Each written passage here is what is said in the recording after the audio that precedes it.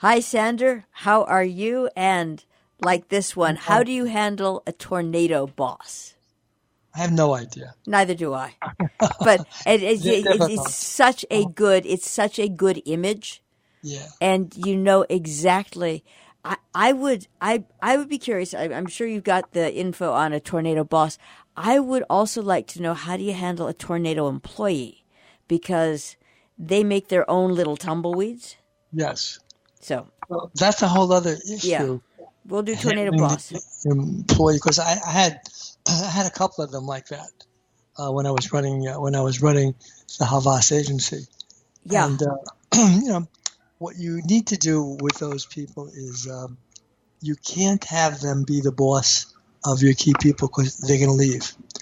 So you keep them on the side. You have them head of strategic planning without people reporting to them because they will leave.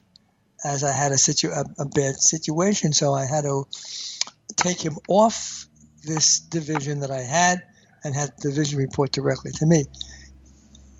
That's a whole other thing, yeah, dealing with them. If they're good with clients, if they're good with customers, you have to keep them on. You have to keep them on because they're a big source of income. However, you can't have anyone reporting to them. right. Because it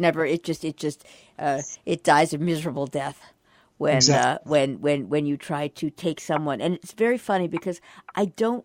I think that there is a very human inclination to think that all people can do all things. Mm-hmm. And in fact, that assumption is one of the most dangerous in structuring an enterprise, Right. because people actually do have strengths, and someone who is incredibly good with Right. public isn't necessarily anything other than a menace to organization. Correct.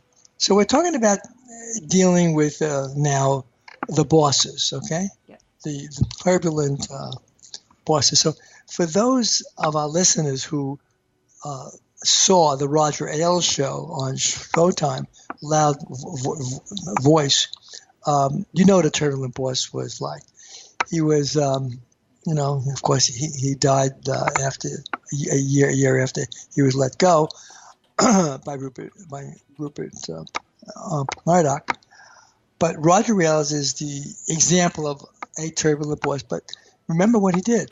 He made Fox the number one watched news network. That was Roger Ailes. But he was very, very turbulent. You did what he told you to do, or you were out. That was as simple as that. And the reason, of course, he was let go by Rupert was the woman he let go. He fired.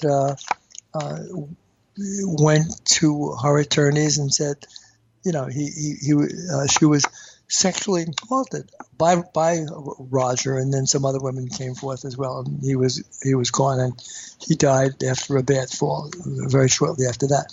But he was an example of a turbulent boy. You did what he asked you to do, or you were gone. That was simple. But remember what he did.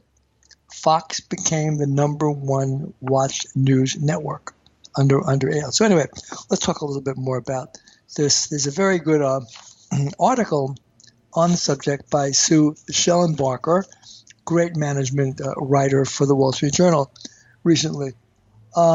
Very, very, I mean, she's a wonderful writer, Sue, the best management writer that I've read in a long time. Anyway, so casting oneself, as a disruptive leader is in vogue these days, suggesting a bold, take no prisoners management style that ignites new trends and crushes competitors. Disruptive bosses, they can be charming, and they can be very charismatic. More than 35%, by the way, of this year's college grads want to work for an inspiring leader, and 16% of them hope to sign on with a fast-growing entrepreneurial firm, according to a recent survey of over 53,000 students by Universum, which is an employer branding research and consulting firm. But some, these disruptive bosses have a dark side, as we know, a tendency to discourage collaboration, quash dissent, and bury people under one absurd deadline after another. And so how do you avoid being crushed when you work for a speeding crane? Remember, too, very important when you're thinking about this, disruptive leaders. They sometimes veer into arrogance. However,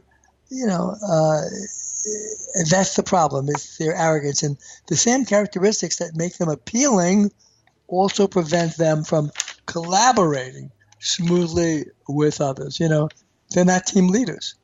They're big, bold, individual performers. So in leading a charge, tornado bosses may focus on so single-minded that they neglect other needs.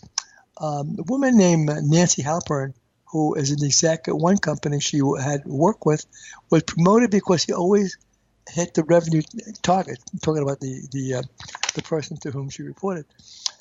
In his determination to reach his goals, he often neglected the needs of his team. He would yell at people, harass people, and confuse people, she says, but always met his numbers. So let's think about who we know or who we've read about who does things like that. Well, of course, Steve Jobs, of course, was one. Jack Welch, of course, we all know what he did. The curve that he had, the top 20%, the 70%, and the bottom 10 would let go every year. That was Jack Welch. The top group got large raises, big bonuses. The second group got good raises, good bonuses, and they all thrived to become A's so they can get the big deal. That was Jack Welch. He was tough. Jeff Bezos, of course, you do what he suggests, and of course Bezos, a brilliant leader. Needless to say, he started out as a book salesperson from his garage online, and look at him now. One of the richest men in the world. I think he's in the top 3. We talked about Steve Jobs. Zuckerberg is, the things that he did now, of course, he's backing off because of the lawsuits against him. But anyway, these are the people that we know who fall into that tornado boss category. So a little bit more about them.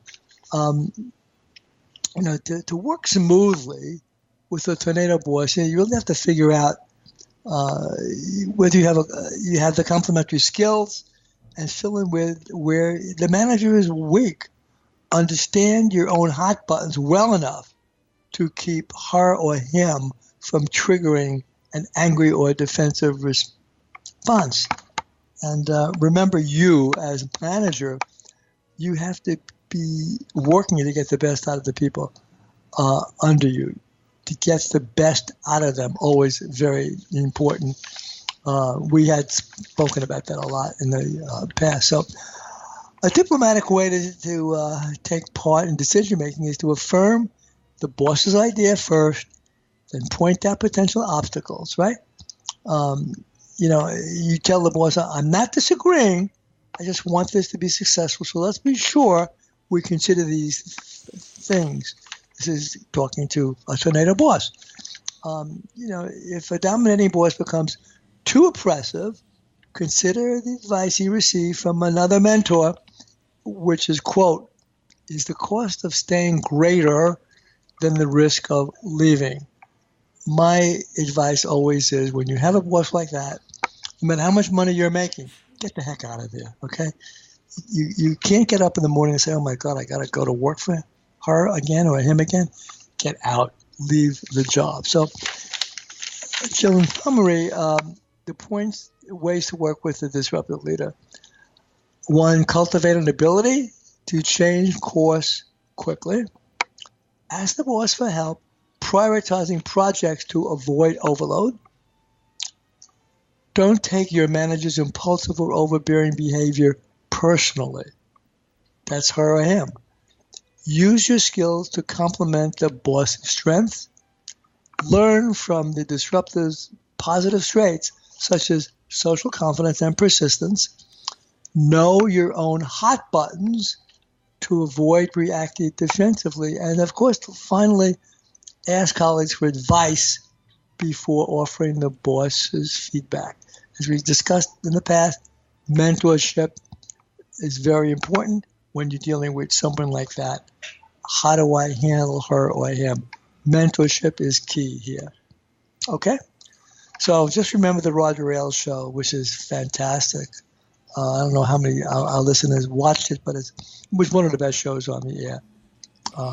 And Anyway. I have a side quick question. I have no idea what the answer is. Do you have any idea how Michael Bloomberg is as a boss? I know what I do know is exacting, but I don't know anything else. I wondered if you did. He doesn't. Well, I know someone who worked for him in a very key spot. Who, when he decided to come back after being the mayor, he left. Bloomberg took over his own responsibilities. He is a tough boss, demanding, very demanding, but good to people, though.